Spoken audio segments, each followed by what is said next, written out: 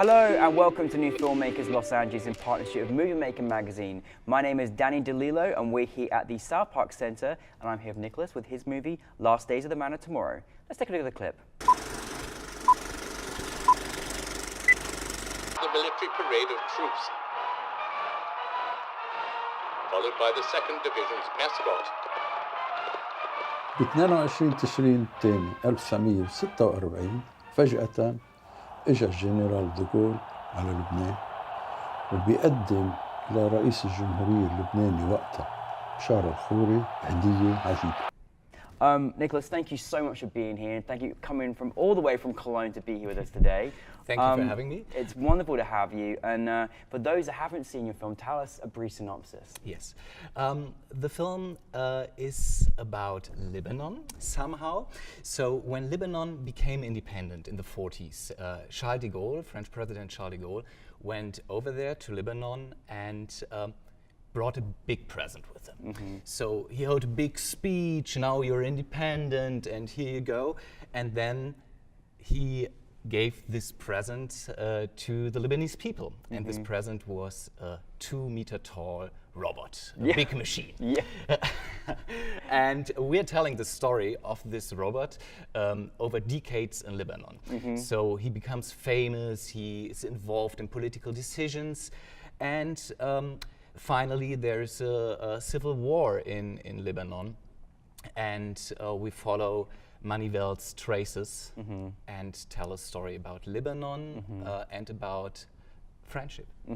Well, I mean, it's nice to know the French give a lot of presents for independence. We got a Statue of Liberty here, and you know, Lebanon got a big robot. But what was absolutely fascinating, I mean, you produced this movie, which I think is incredible, and also, you know, probably quite difficult when you're doing something that's also from a completely different country as well. You did a fantastic job.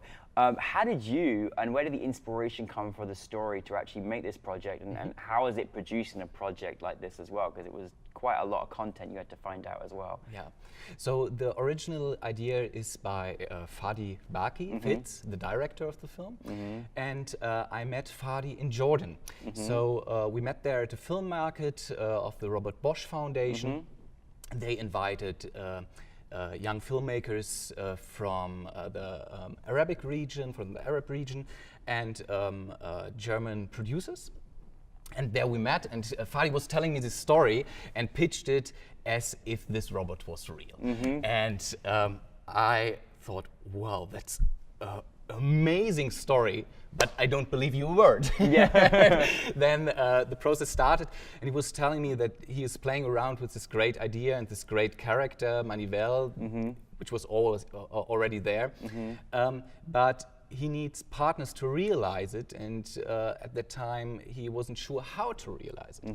And so we started our work together.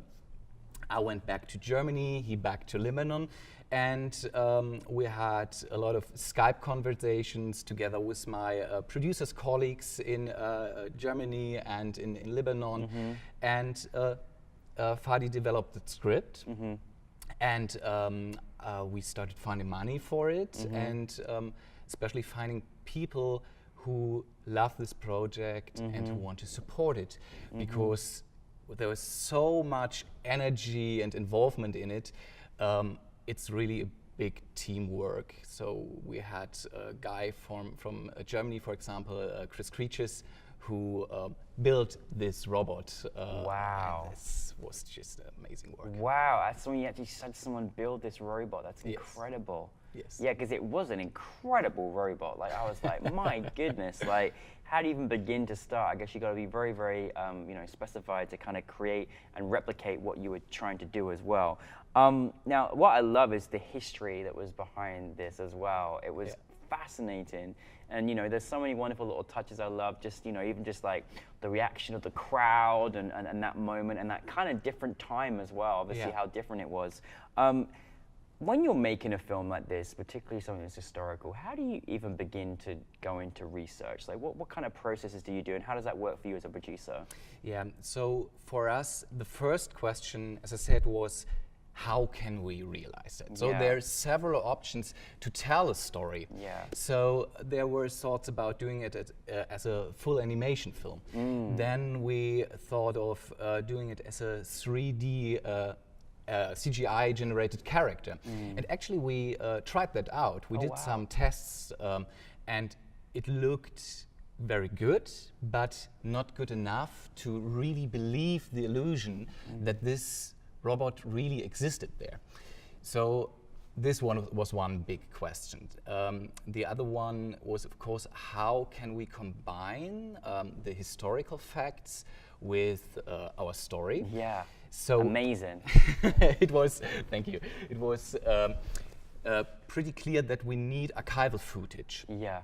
And so we started our research, and this was really big research because we had this story and the idea for the story, but you have to find footage which fits to the story. You can't just take anything. So we did a research in Lebanon. Our co-producer and Fadi, the director, they went to archives over there, to TV archives, and did an amazing job finding footage. We did online research in online catalogs. So we even had an intern researching for the right footage, because it's, you can imagine, it's so much. So much. Yeah, and you have to make the right decisions in terms of the plot you want to tell and in terms of technical issues, because we wanted to combine this footage with Manivelle, our robot. So it's so incredible that you combine this. That I was like fascinated. I was like, I can't believe you made this happen. It's really, really clever. For you as a producer, what would you kind of say was the toughest challenge that you faced making it? Yeah, that's a good question. It's a hard question because, well, filmmaking is tough. You know that. So I don't have to tell about struggles, how to build up a set or something. But I think what's very special about this project is the intercultural work we did there. And so first of all, we had this geographical distance. Yeah. So Fadi in Beirut, the German producers in Berlin at that time. And it's easy to say, oh, we can just do Skype sessions.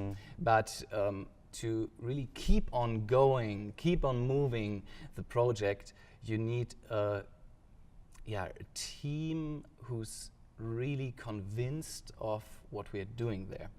Luckily, we found that team. What you did was incredible, and I think, like you just said, I think it's amazing how you actually had all these intercultured people from all over different places, and you made this film together. And what a wonderful achievement that is. You know, when you can bring, you've each got something different to bring to the table.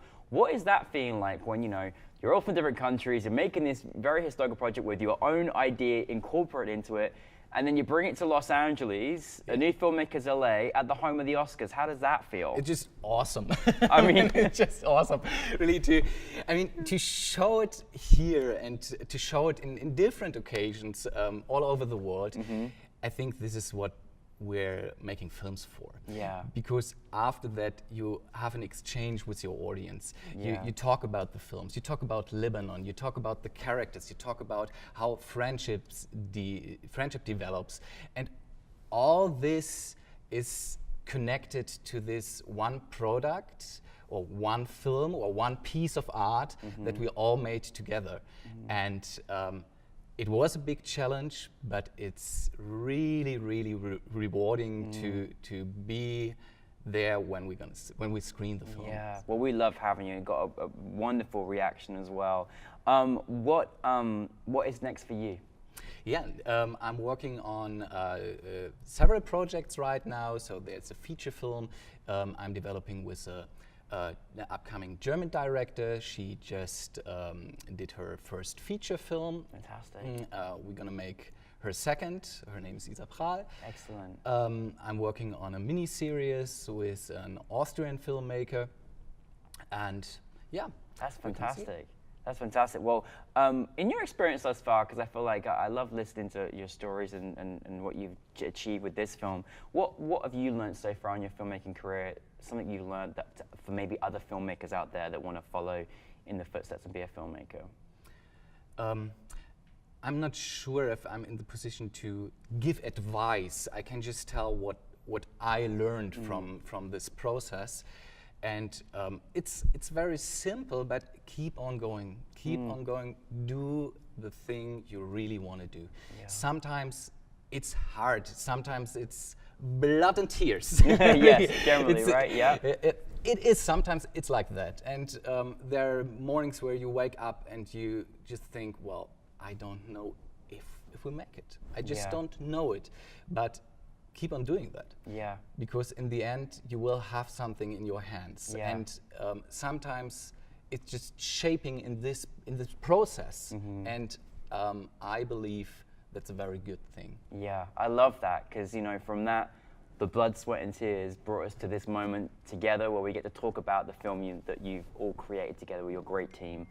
So that's fantastic. Well, listen, thank you very, very much. Looking forward to seeing much more of your work, and you're welcome back to us anytime, so thank you. Thank you. Thank you.